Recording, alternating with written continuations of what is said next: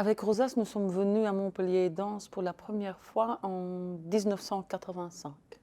Il y a évidemment eu tout le temps la présence de Jean-Paul Montanari, qui pour Rosas et pour le travail a été un partenaire extrêmement fidèle. Il y a eu un échange par rapport à un trajet vis-à-vis du public et un trajet dans mon parcours en tant que chorégraphe. Oui.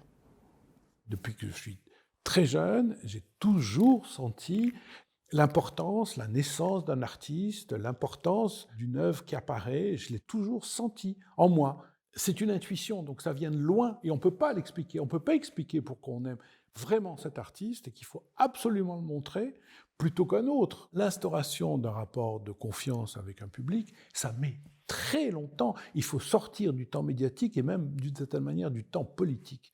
15 ans de Raymond Dogue, c'est grosso modo ça a été ça. Peu à peu, en quelques années, il s'est constitué, cristallisé, coagulé un public pour Raymond. Cet artiste, ce chorégraphe, qui est tellement à l'opposé de l'époque où tout va vite, le boléro, 3h30, et on ne s'ennuie pas. Et on pleure. À la fin, on pleure.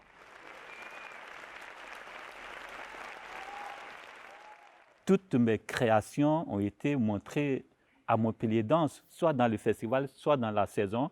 Clameur des arènes a eu son histoire dans la cour de l'Agora. Du désir d'horizon a eu aussi son histoire à l'Opéra Comédie. Pour une fois, j'ai senti que j'avais un public à Montpellier, que le public se reconnaissait aussi à ma démarche, à mon travail. Et je pense que Jean-Paul est à l'écoute de cette Afrique d'aujourd'hui qui crée, cette Afrique qui bouge, cette Afrique qui a aussi sa place à prendre dans ce monde.